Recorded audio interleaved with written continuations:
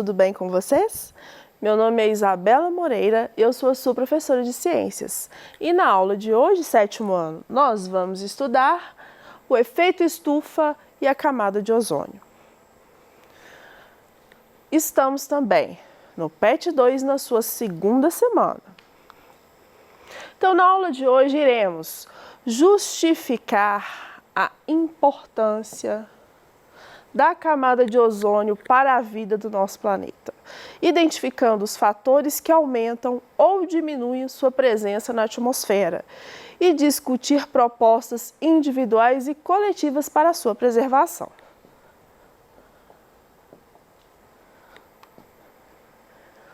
Também iremos descrever o mecanismo natural do efeito estufa e o seu papel fundamental para o desenvolvimento da vida na Terra. Vamos também discutir as ações humanas responsáveis pelo aumento artificial do efeito estufa, queima de combustíveis fósseis, desmatamento, queimadas e etc. Selecionar e implementar propostas para a reversão ou o controle do efeito estufa.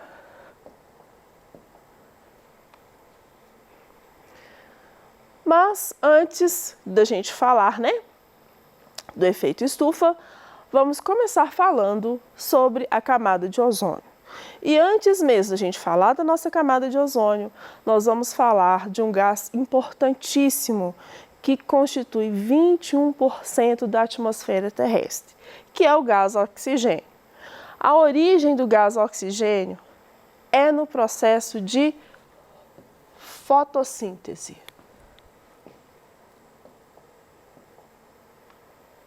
Então, o que é esse processo de fotossíntese? A fotossíntese, ela pode ser realizada por algas, por bactérias, algumas bactérias que são fotossintetizantes, e as plantas.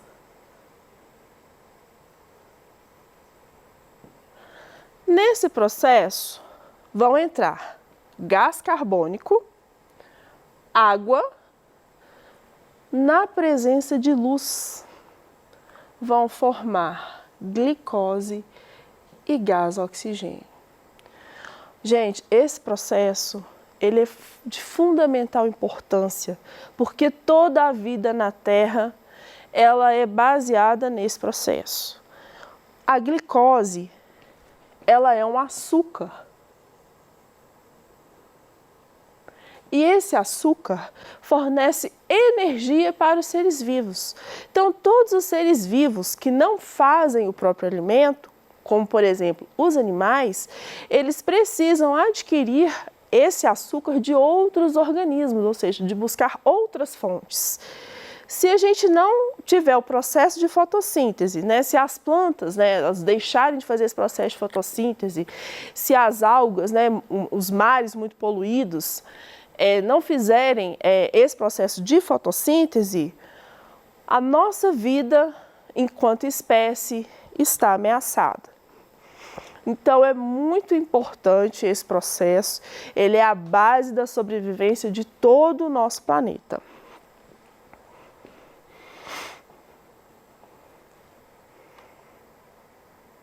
O oxigênio, ele também é um gás que nós chamamos de comburente, porque ele alimenta a combustão. Então, a combustão, ela é um processo de liberação de energia. Enquanto a fotossíntese, ele é um processo que transforma a energia luminosa em energia química, que é o açúcar, que a gente pode armazenar essa energia.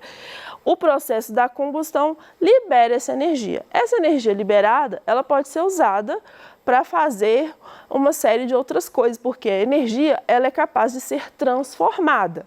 Então, por exemplo, um carro que é movido a gasolina, Gasolina mais oxigênio vai resultar no gás carbônico, mais água, mais energia.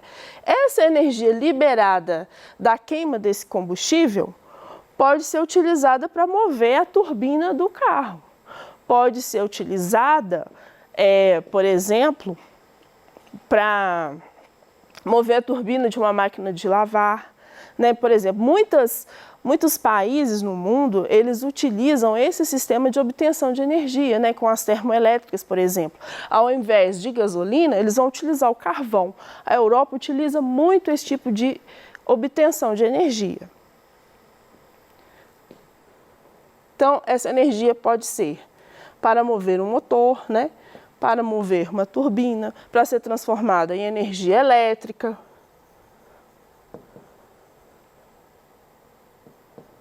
Para ser transformada em vários outros tipos de energias que nós utilizamos no nosso dia a dia.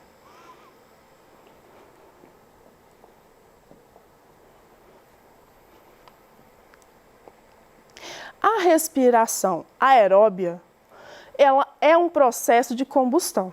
Então, nós seres vivos, nós liberamos energia, né, a energia que a gente utiliza para mover o braço, para pensar, para fazer a digestão de um alimento, para o nosso coração bater, ela vem da respiração. Nesse processo vão entrar a glicose, que é o nosso açúcar, nossa fonte de energia, mais o gás oxigênio, e os produtos são água e o gás carbônico e a energia que vai ser liberada para a gente poder viver. Quando esse processo respiratório ele é ameaçado, o organismo ele não consegue fazer a respiração, ele morre. Então, por isso que quando a gente mergulha numa água, por exemplo, nós não conseguimos ficar mais de 5 minutos sem receber o gás oxigênio nas nossas células. Mais de 5 minutos sem receber esse gás oxigênio, pode acontecer morte celular.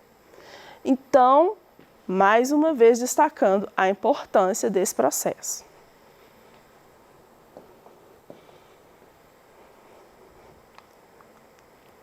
Bom, esse ciclo, ele é o ciclo do oxigênio. O oxigênio atmosférico, né, que a gente pode representar pela molécula de O2, ele é liberado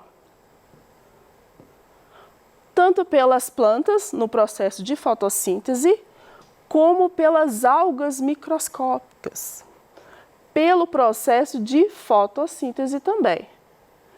Há um tempo atrás, foi dito, né, uma nota, que a nossa floresta amazônica, ela seria o pulmão do mundo.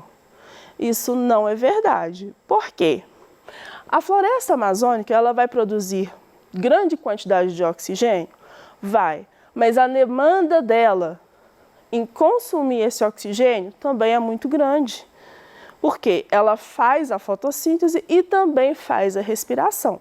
Como eles são plantas grandes de alto metabolismo, eles têm uma demanda muito grande de oxigênio. Então, esse saldo, ele não sobra, assim, para os outros organismos em grande quantidade. O nosso verdadeiro pulmão do mundo está aqui, nos mares e oceanos, que são essas bactérias fotossintetizantes e nas algas, porque elas produzem grande quantidade de oxigênio e elas consomem pouco no processo respiratório, porque eles são organismos de baixo metabolismo, ou seja, de baixa demanda energética. Quando esse gás oxigênio ele chega na atmosfera, ele naturalmente pode ser transformado em ozônio, que é o O3. E o O3 também é normalmente transformado em O2.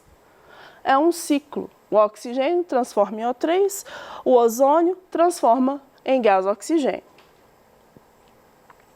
Como que esse gás oxigênio é retirado da atmosfera? Através da respiração e da decomposição dos organismos. Então, os seres vivos vão respirar, as plantas também vão respirar, as algas também vão respirar. Todos vão ter uma demanda energética de oxigênio.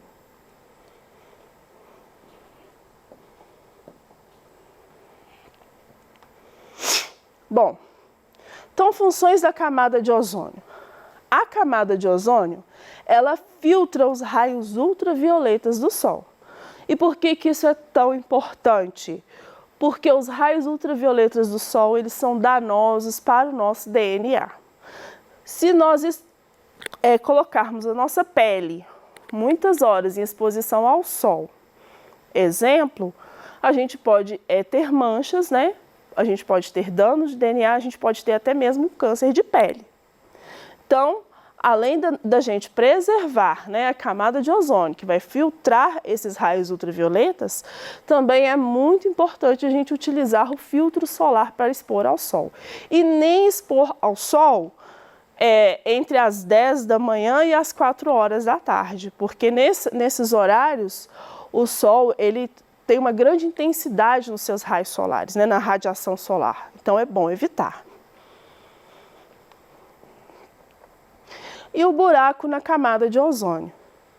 O buraco na camada de ozônio, né, ele é causado pelas substâncias químicas chamadas CFCs. Esses CFCs, comuns em aerosóis, em freezers, né, refrigeradores, eles emitem essas substâncias e essas substâncias reagem com o ozônio na atmosfera de forma definitiva, de modo que o ozônio não consegue mais se restabelecer. Então, da década de 80 até 2015, nós podemos perceber que a nossa concentração de ozônio diminuiu.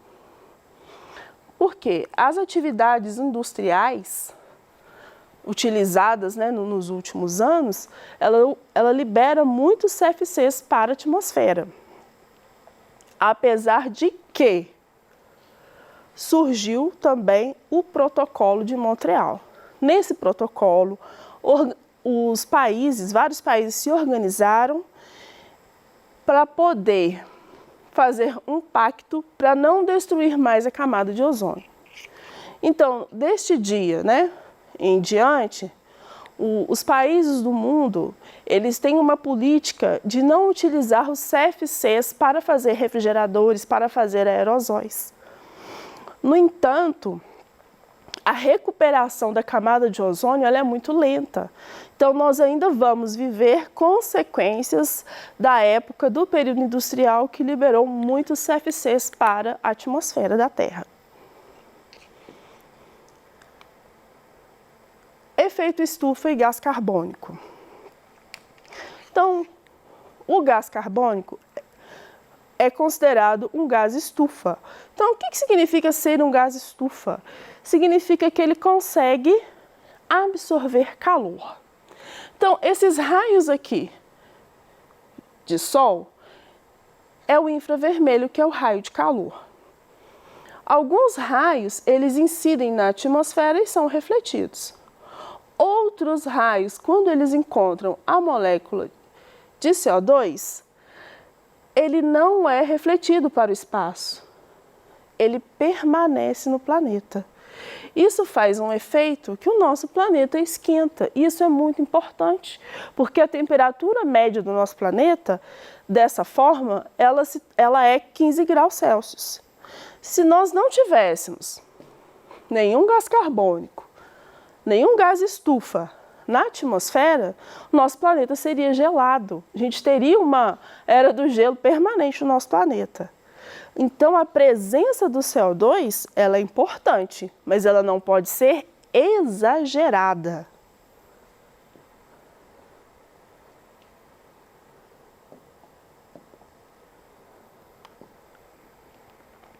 E quais são os fatores que intensificam o efeito estufa?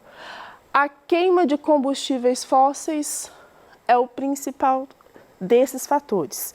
E o que são a queima dos combustíveis fósseis? É, por exemplo, os carros que são movidos a gasolina, a álcool, a diesel, o carvão utilizado em várias indústrias termoelétricas. Então, todos esses combustíveis fósseis, eles liberam grandes quantidades de CO2 para a atmosfera. Segundo fator é o desmatamento. Quando você retira uma árvore, essa árvore ela deixa de absorver esse gás carbônico para poder transformar ele em oxigênio no processo de fotossíntese.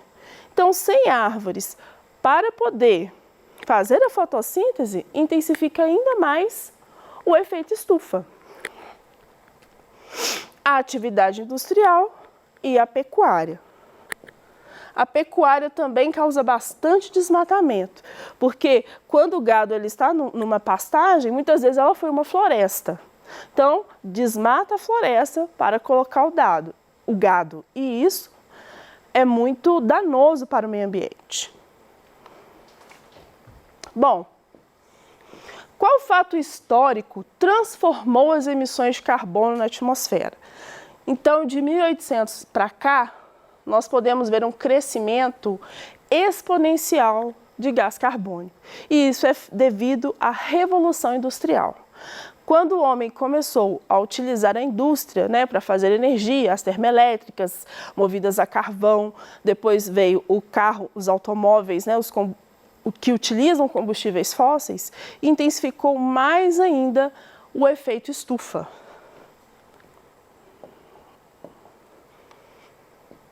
E as consequências do efeito estufa? Mudanças climáticas. Então, nosso planeta pode ter fenômenos climáticos extremos, como fortes ondas de calor, seca, inundação frequente.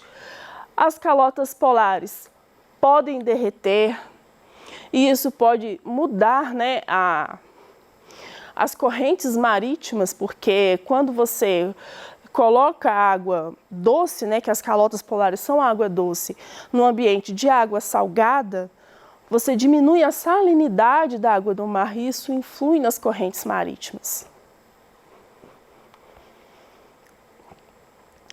E este gráfico vai falar para nós quais são os países, os maiores emissores de gás carbônico no mundo. Então, quem que nós podemos destacar?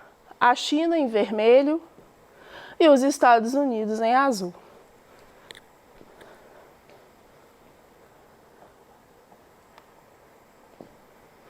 Mas, em 1997, houve um acordo, um tratado internacional chamado Protocolo de Quioto, que era um pacto que os países do mundo resolveram fazer para tentar diminuir a emitir gás carbônico. No Protocolo de Quioto, muitos países assinaram e ratificaram o protocolo. E teve alguns países, em destaque os Estados Unidos, que não ratificaram esse protocolo. E o que nos salta aos olhos, porque é o país que mais emite CO2 no mundo, um dos maiores emissores do mundo é os Estados Unidos. Em 2017, houve um acordo de Paris, que foi uma nova tentativa no mundo de estabelecer acordo para reduzir a emissão de gás carbônico. Na ocasião, o presidente Donald Trump anunciou que não assinaria o protocolo, o Acordo de Paris, na verdade. Mas após a posse de Joe Biden, em 20 de janeiro de 2021, os Estados Unidos voltaram atrás e assinaram um acordo. Então, essa é a nossa esperança, que os países cada vez mais se comprometam com a causa ambiental, assinem os acordos, criem políticas públicas de regulamentar mesmo a emissão do CO2, porque as nossas perspectivas para um futuro, uma perspectiva otimista, é que nós possamos, enquanto planeta Terra, investir numa energia limpa, reduzir o desmatamento e as queimadas e promover a preservação e ampliação das áreas verdes no nosso planeta. Essas foram as nossas referências. Até a nossa próxima aula. Um abraço a todos e dúvidas manda pra gente.